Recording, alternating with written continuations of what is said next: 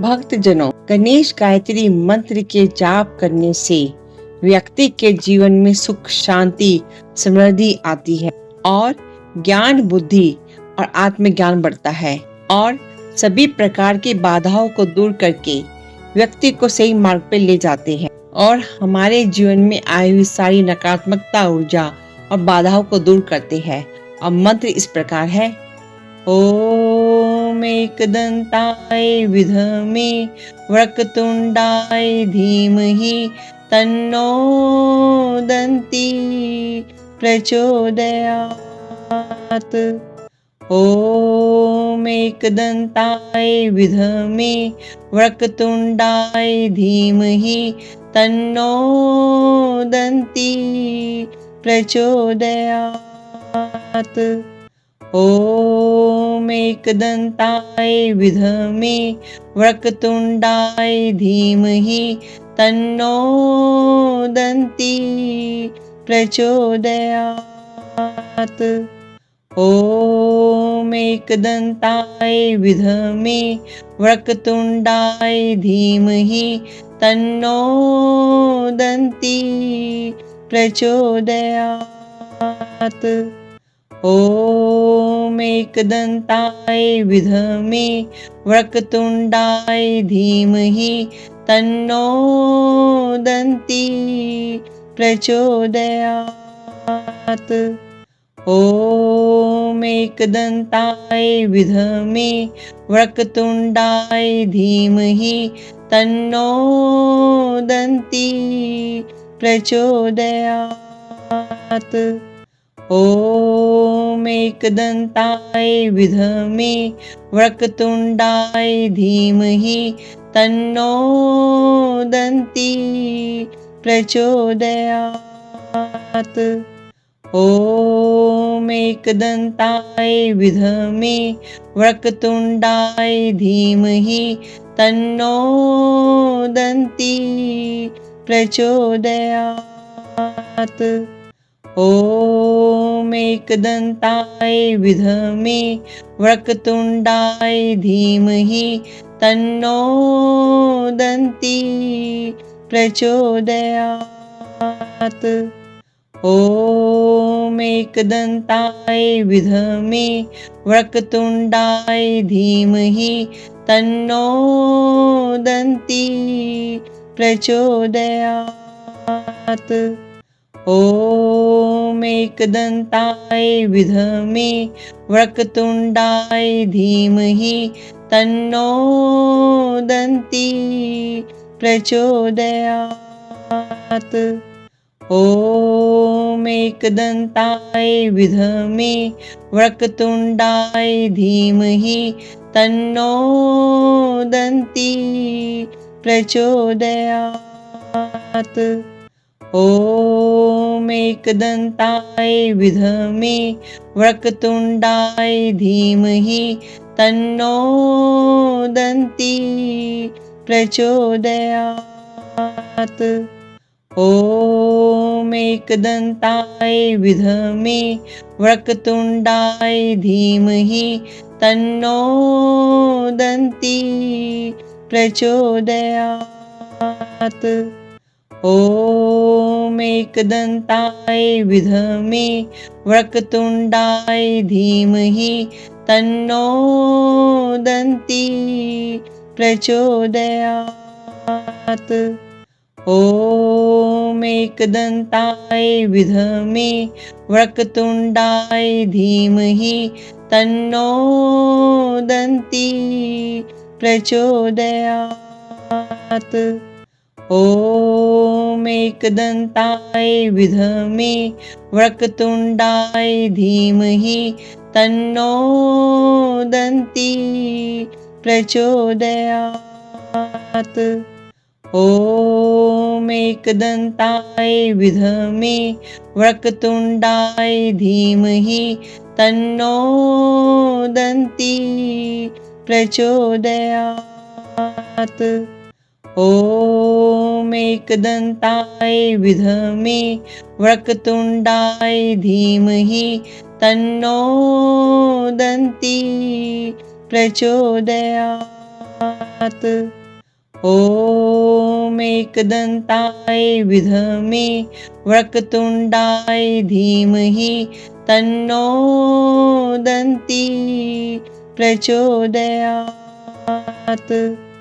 ॐ एकदन्ताय विद्महे वक्रतुण्डाय धीमहि तन्नो दन्ती प्रचोदयात्। ॐ एकदन्ताय विद्महे वक्रतुण्डाय धीमहि तन्नो दन्ती प्रचोदयात्। ॐ एकदन्ताय विद्महे वक्रतुण्डाय धीमहि तन्नो दन्ती प्रचोदयात्।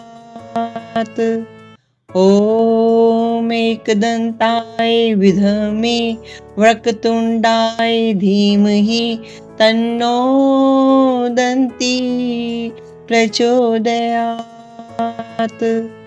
ॐ एकदन्ताय विद्महे वक्रतुण्डाय धीमहि तन्नो दन्ती प्रचोदयात्। ॐ एकदन्ताय विद्महे वक्रतुण्डाय धीमहि तन्नो दन्ती प्रचोदयात्।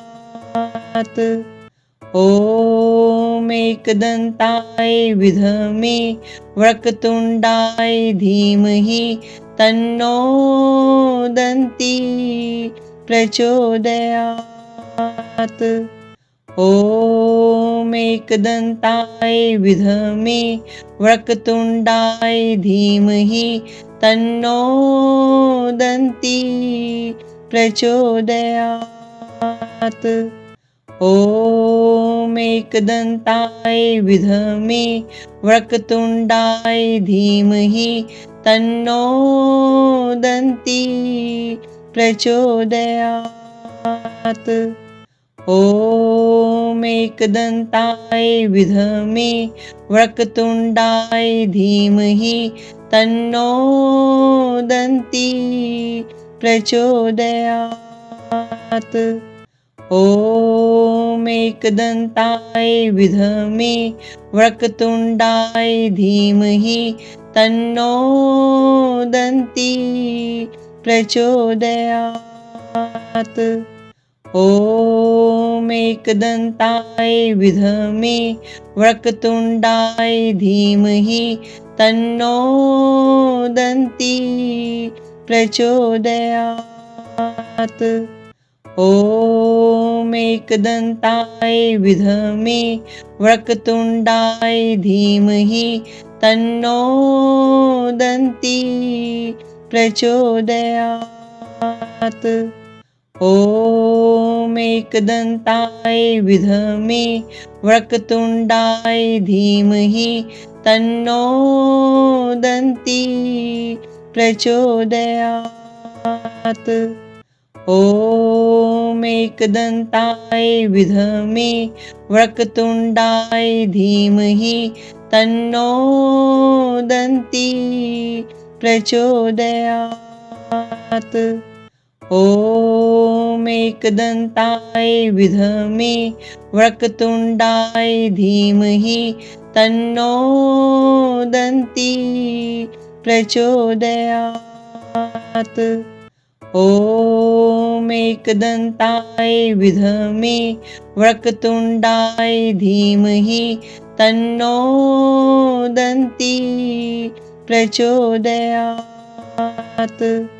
ॐ एकदन्ताय विद्महे वक्रतुण्डाय धीमहि तन्नो दन्ती प्रचोदयात्। ॐ एकदन्ताय विद्महे वक्रतुण्डाय धीमहि तन्नो दन्ती प्रचोदयात्।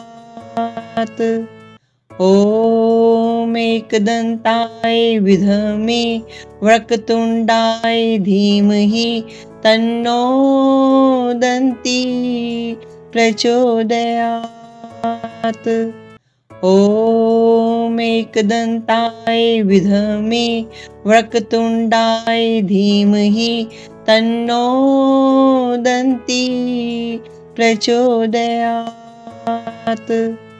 ॐ एकदन्ताय विद्महे वक्रतुण्डाय धीमहि तन्नो दन्ती प्रचोदयात्।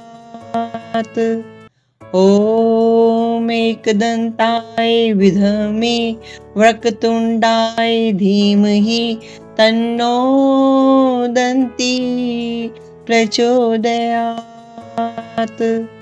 ॐ एकदन्ताय विद्महे वक्रतुण्डाय धीमहि तन्नो दन्ती प्रचोदयात्। ॐ एकदन्ताय विद्महे वक्रतुण्डाय धीमहि तन्नो दन्ती प्रचोदयात्। ॐ एकदन्ताय विद्महे वक्रतुण्डाय धीमहि तन्नो दन्ती प्रचोदयात्। ॐ एकदन्ताय विद्महे वक्रतुण्डाय धीमहि तन्नो दन्ती प्रचोदयात्। ॐ एकदन्ताय विद्महे वक्रतुण्डाय धीमहि तन्नो दन्ती प्रचोदयात्। ॐ एकदन्ताय विद्महे वक्रतुण्डाय धीमहि तन्नो दन्ती प्रचोदयात्। ॐ एकदन्ताय विद्महे वक्रतुण्डाय धीमहि तन्नो दन्ती प्रचोदयात्। ॐ एकदन्ताय विद्महे वक्रतुण्डाय धीमहि तन्नो दन्ती प्रचोदयात्। ॐ एकदन्ताय विद्महे वक्रतुण्डाय धीमहि तन्नो दन्ती प्रचोदयात्। ॐ एकदन्ताय विद्महे वक्रतुण्डाय धीमहि तन्नो दन्ती प्रचोदयात्। ॐ एकदन्ताय विद्महे वक्रतुण्डाय धीमहि तन्नो दन्ती प्रचोदयात्। ॐ एकदन्ताय विद्महे वक्रतुण्डाय धीमहि तन्नो दन्ती प्रचोदयात्। ॐ एकदन्ताय विद्महे वक्रतुण्डाय धीमहि तन्नो दन्ती प्रचोदयात्। ॐ एकदन्ताय विद्महे वक्रतुण्डाय धीमहि तन्नो दन्ती प्रचोदयात्। ॐ एकदन्ताय विद्महे वक्रतुण्डाय धीमहि तन्नो दन्ती प्रचोदयात्। ॐ एकदन्ताय विद्महे वक्रतुण्डाय धीमहि तन्नो दन्ती प्रचोदयात्। ॐ एकदन्ताय विद्महे वक्रतुण्डाय धीमहि तन्नो दन्ती प्रचोदयात्। ॐ एकदन्ताय विद्महे वक्रतुण्डाय धीमहि तन्नो दन्ती प्रचोदयात्। ॐ एकदन्ताय विद्महे वक्रतुण्डाय धीमहि तन्नो दन्ती प्रचोदयात्। ॐ एकदन्ताय विद्महे वक्रतुण्डाय धीमहि तन्नो दन्ती प्रचोदयात्। ॐ एकदन्ताय विद्महे वक्रतुण्डाय धीमहि तन्नो दन्ती प्रचोदयात्। ॐ एकदन्ताय विद्महे वक्रतुण्डाय धीमहि तन्नो दन्ती प्रचोदयात्। ॐ एकदन्ताय विद्महे वक्रतुण्डाय धीमहि तन्नो दन्ती प्रचोदयात्। ॐ एकदन्ताय विद्महे वक्रतुण्डाय धीमहि तन्नो दन्ती प्रचोदयात्। ॐ एकदन्ताय विद्महे वक्रतुण्डाय धीमहि तन्नो दन्ती प्रचोदयात्। ॐ एकदन्ताय विद्महे वक्रतुण्डाय धीमहि तन्नो दन्ती प्रचोदयात्। ॐ एकदन्ताय विद्महे वक्रतुण्डाय धीमहि तन्नो दन्ती प्रचोदयात्। ॐ एकदन्ताय विद्महे वक्रतुण्डाय धीमहि तन्नो दन्ती प्रचोदयात्। ॐ एकदन्ताय विद्महे वक्रतुण्डाय धीमहि तन्नो दन्ती प्रचोदयात्। ॐ एकदन्ताय विद्महे वक्रतुण्डाय धीमहि तन्नो दन्ती प्रचोदयात्। ॐ एकदन्ताय विद्महे वक्रतुण्डाय धीमहि तन्नो दन्ती प्रचोदयात्। ॐ एकदन्ताय विद्महे वक्रतुण्डाय धीमहि तन्नो दन्ती प्रचोदयात्। ॐ एकदन्ताय विद्महे वक्रतुण्डाय धीमहि तन्नो दन्ती प्रचोदयात्। ॐ एकदन्ताय विद्महे वक्रतुण्डाय धीमहि तन्नो दन्ती प्रचोदयात्।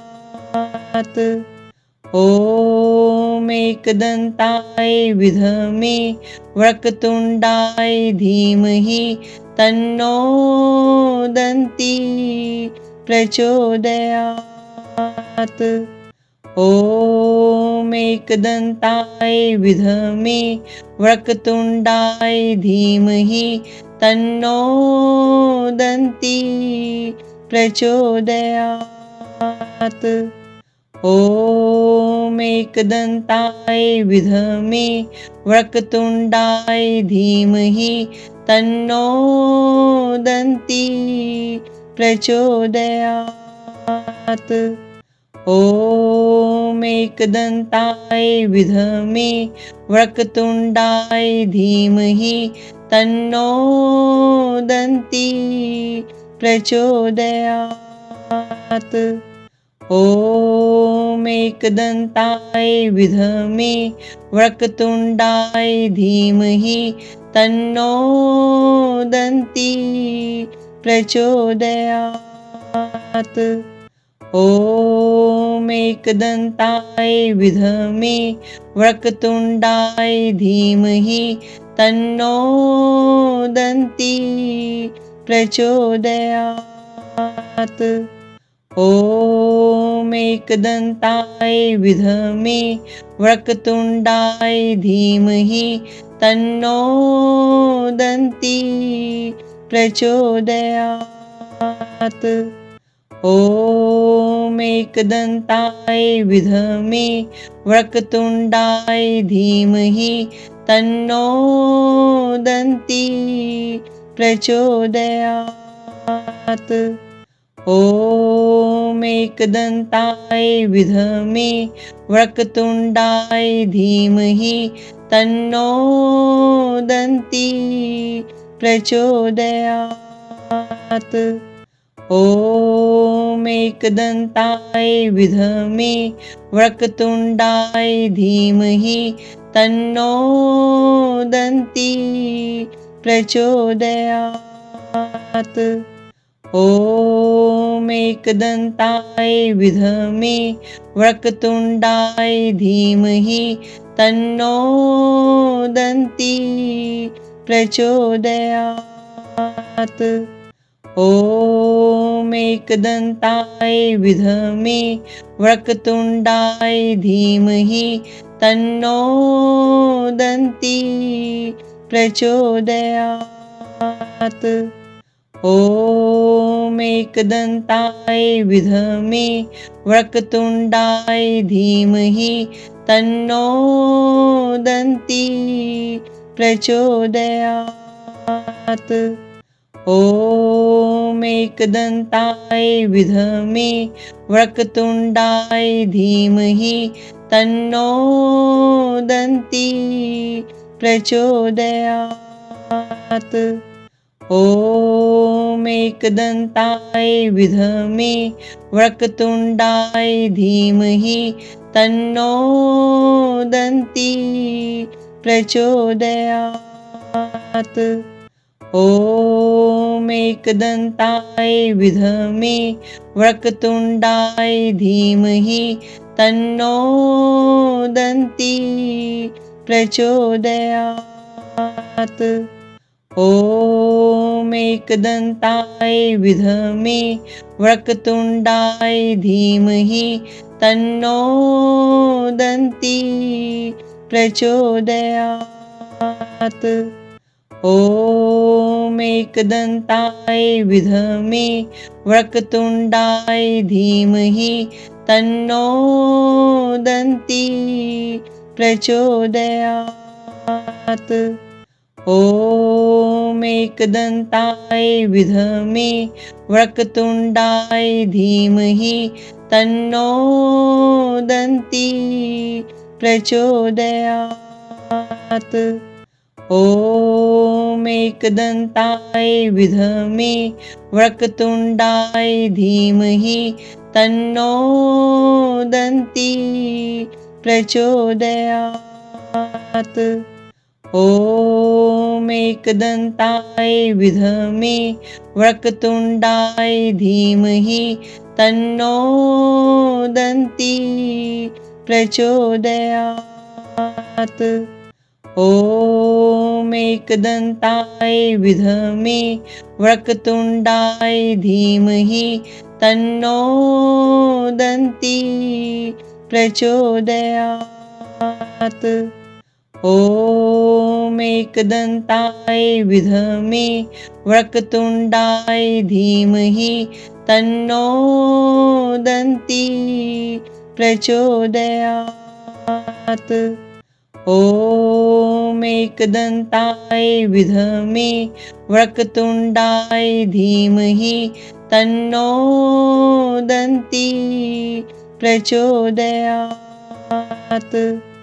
ॐ एकदन्ताय विद्महे वक्रतुण्डाय धीमहि तन्नो दन्ती प्रचोदयात्।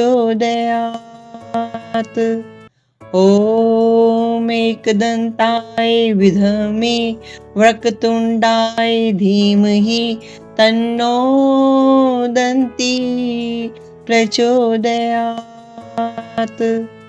ॐ एकदन्ताय विद्महे वक्रतुण्डाय धीमहि तन्नो दन्ती प्रचोदयात्।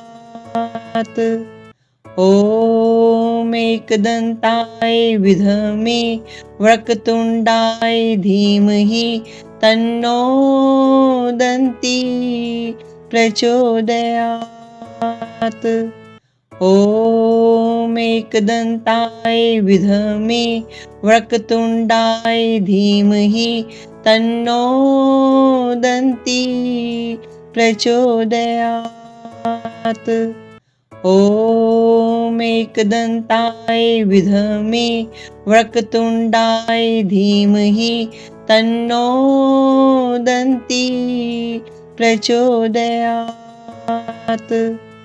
ॐ एकदन्ताय विद्महे वक्रतुण्डाय धीमहि तन्नो दन्ती प्रचोदयात्।